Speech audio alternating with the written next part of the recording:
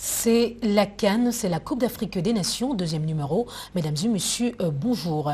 Je déclare ouvert la 33e édition de la Coupe d'Afrique des Nations au Cameroun.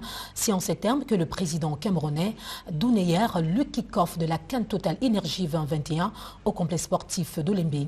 Un match d'ouverture Cameroun-Burkina Faso. Les Lions d'Antable ont gagné le pari en remportant face aux étalons 2-1. Autre match attendu, Cap-Vert-Éthiopie. Le Cap-Vert, un outsider de cette compétition, crée la surprise et remporte son premier match. On en parle avec Jean-Jacques Missé, ancien international camerounais. Bonjour. Bonjour Marceline, bonjour à tous les téléspectateurs de Télé-Sud. Bonjour une fois de plus à tous les fidèles téléspectateurs de Télé-Sud en Afrique et au-delà des frontières africaines. Nous vous proposons quelques temps forts de la cérémonie d'ouverture de la CAN Total Énergie 2021.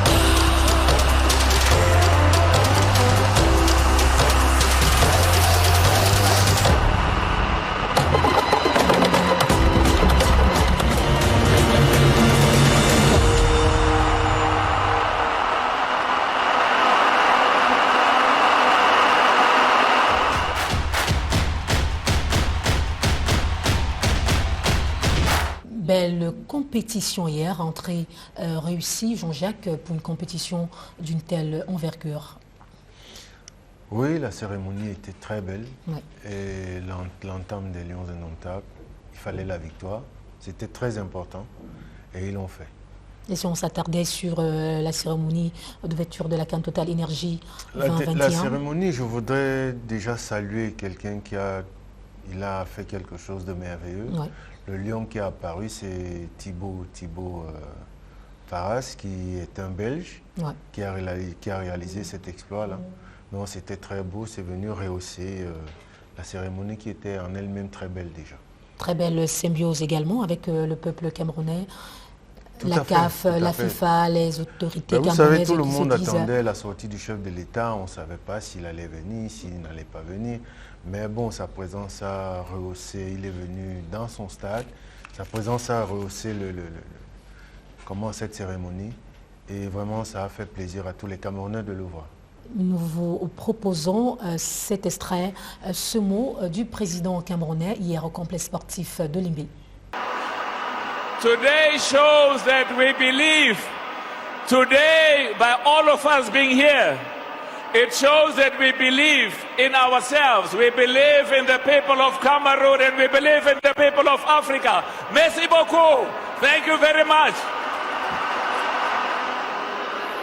Je déclare officiellement ouverte la 33e édition de la Coupe d'Afrique des Nations de football CAN Total Energies Cameroun 2021.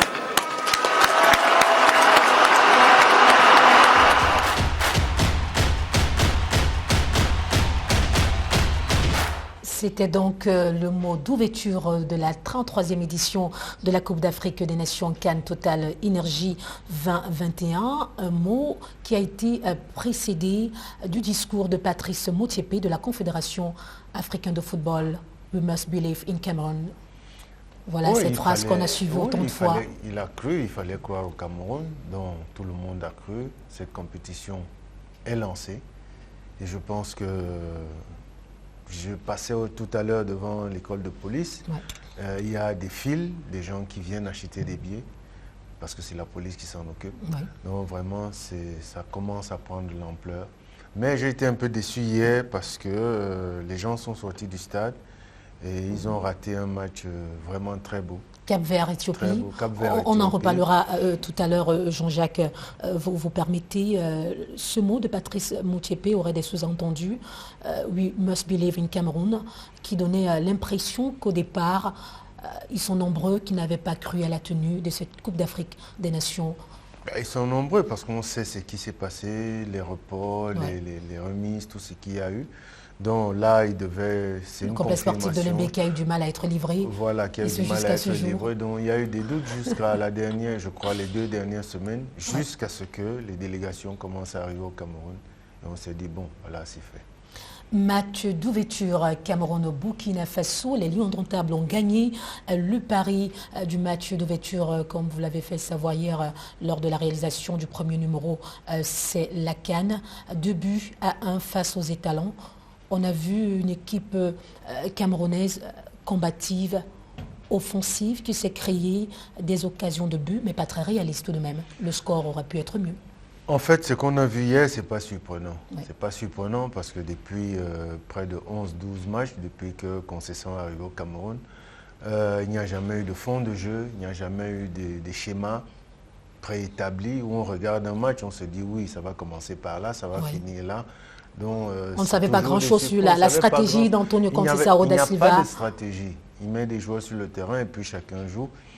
Par exemple, je prends juste l'exemple des 2 attaquants, Toko Ekambi et Aboubakar, qui jouent depuis ensemble, mais ils n'ont pas fait plus de 5 passes hier ensemble, parce qu'on a compté.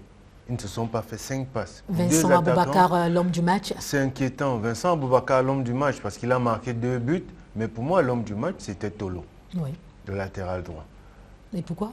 Pourquoi? Parce que le latéral gauche plutôt. Parce qu'il était combatif, il a apporté. Le deuxième penalty, qui n'en est pas un, c'est vrai qu'on donne un penalty. Les Burkinabés sont dubitatifs à ce sujet. Non, mais le deuxième penalty, là je suis réaliste. Je veux que le Cameroun, comme je dis, le Cameroun, là on explique qu'il faut que les spectateurs, des choses qu'ils ne voient pas, que nous on voit. Là il n'y avait pas penalty puisqu'il avait déjà centré, le ballon était déjà parti et le contact a lieu après. Donc en réalité il n'y avait pas penalty, mais sous le feu de l'action, l'arbitre n'a qu'une fraction de seconde pour prendre la décision. Aboubakar Vincent, l'homme du match. Aboubakar Vincent qui évolue actuellement du côté de l'Arabie Saoudite avec le concours de la réalisation, les temps forts du match d'ouverture Cameroun-Burkina Faso.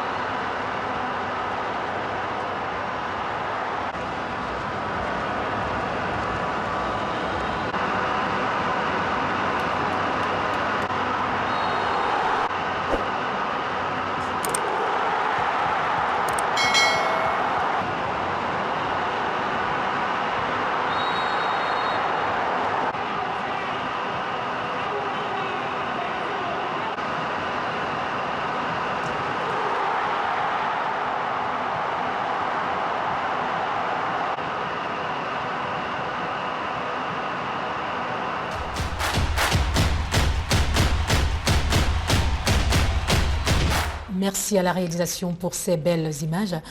Jean-Jacques Missé-Missi, on l'a vu tout à l'heure. Très belle entame de par l'équipe burkinabé. Et tout d'un coup, ils ont perdu la main. Qu'est-ce qui aurait pu expliquer cela? Je pense que c'est au fil du match qu'ils ont perdu un peu le fil. Ouais. Et le Cameroun revenait tout doucement dans le match parce que ils avaient aussi la pression. Il ne faut pas croire que la pression n'était que du côté du Cameroun. Ouais. Donc c'est un match d'ouverture, premier match de la compétition. Bon, je pense qu'ils ont fait ce qu'ils pouvaient.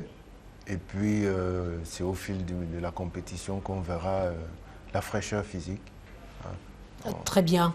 Autre rencontre qui était d'ailleurs très attendue, le Cap-Vert contre l'Éthiopie. Le Cap-Vert, on l'a vu lors de la réalisation des numéros de Bientôt la CAN, le Cap-Vert, Naïf Sader, qui n'était pas très attendu, mais qui hier a créé la surprise. 1-0 face à l'Éthiopie. La surprise pour ceux qui ne suivent pas le football, Oui. mais le Cap-Vert est en progression depuis déjà quelques années. D'ailleurs, ils nous ont battus, ils ont battu le Cameroun. Oui. C'est une équipe, les deux équipes ont très bien joué. On voyait des schémas, on voyait surtout le but capverdien, action à gauche, danger à droite. Donc ils ont fait cette action, je crois, à 4-5 reprises, où on allait chercher chaque fois au deuxième poteau. On jouait, on développait le jeu à gauche ou à droite et on allait chercher au côté opposé. Donc c'est des schémas, c'est deux équipes disciplinées. Et déjà, il ne faut pas oublier que l'Éthiopie s'est retrouvée à 10 dès la 12e, 13e minute. Et ils ont fini le match à 10. Donc ça veut dire que c'est des équipes qui sont très bien en place. Ils ont un schéma tactique, ils ont une discipline de groupe. Et ce qui pour moi a été le meilleur match hier. Ça a été le meilleur match par rapport au premier match où il y avait peut-être plus de tension, plus d'enjeux. Mais même là, le deuxième match aussi avait un enjeu, mais c'est deux équipes qui jouent au foot. Et je pense que le Cameroun et le Burkina devraient faire attention à ces deux équipes. Parlons à présent du classement provisoire de ce groupe A. Le Cameroun en tête avec 3 points, suivi du Cap-Vert, 3 points également. Le Burkina, l'Éthiopie qui n'enregistre aucun point.